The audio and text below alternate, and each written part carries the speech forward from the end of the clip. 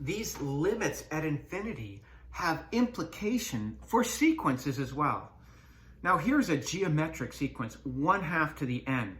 If I substitute in n equals 1, n equals 2, n equals 3, etc., the terms of my sequence would be 1/2, 1/4, 1/8, 1/16, 1/32, and this would be ... continuing forever. It's an infinite sequence. Now, I say sequence, not series, because I've got commas between each of my terms. Notice what happens as n increases without bound. In other words, as n gets bigger and bigger and bigger. Here's n equals 1, n equals 2, n equals 3, n equals 4, n equals 5.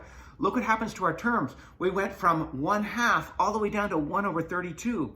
So as n gets bigger, the actual term numbers are getting closer and closer to 0. And we can summarize this by saying the limit of 1/2 to the n, which is the same as 1/2 to the n, if you know your rules of exponents, as n approaches infinity is 0. The terms are actually getting closer to 0. Notice why we said this is because we are talking about a geometric sequence here. The multiplier, r, the common ratio, which we know is a2 divided by a1 is the same as a3 divided by a2, the same as a4 divided by 3, etc., etc., etc., is 1/2. And for this to work, our r value must be between -1 and 1. If that's the case, we say that the geometric sequence converges when r is between -1 and 1. Take a look here. 1, 2, 4, 8, 16.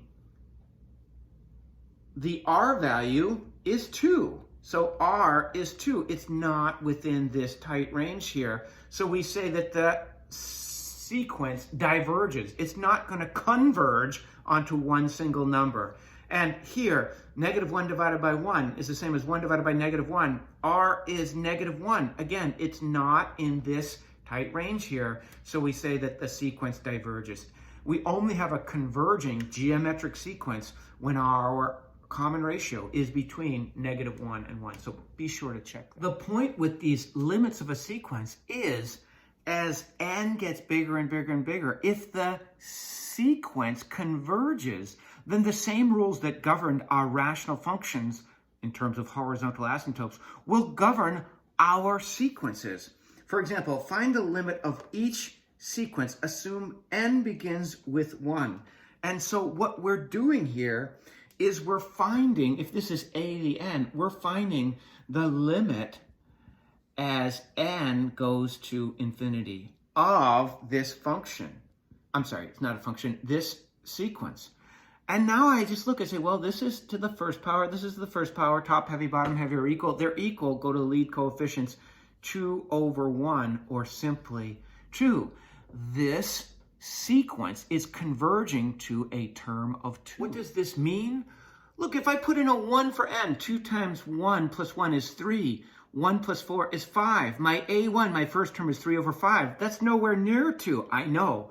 But as I increase my n, by the time I get to n6, 2 times 6 is 12 plus 1 is 13. 6 plus 4 is 10. You can see that my sixth term is 13/10. And I'm getting closer and closer to 2. If I do a1000 if I do a1000, I'd have 2 times 1,000 plus 1 is 2,001 over 1,000 plus 4 is 1004. You can see that that's getting very, very close to 2, and that is our limit. That's where we're heading, is 2. For this next sequence, an equals 2n plus 1 over n squared. And we're asked to take the limit of this sequence as n heads to infinity.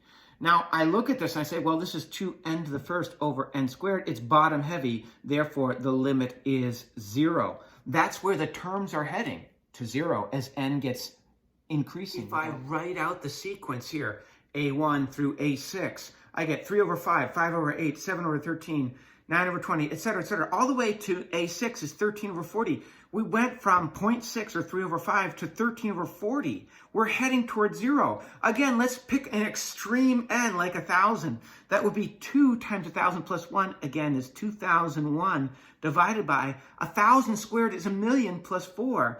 That's 1,000,004.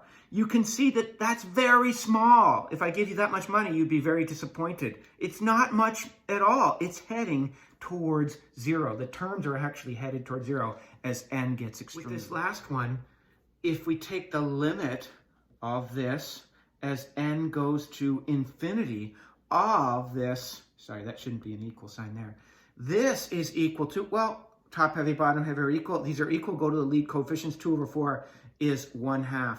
That's where the terms are heading as n increases without bound. And you can see at the bottom here, A1, A2, A3, A4, A5.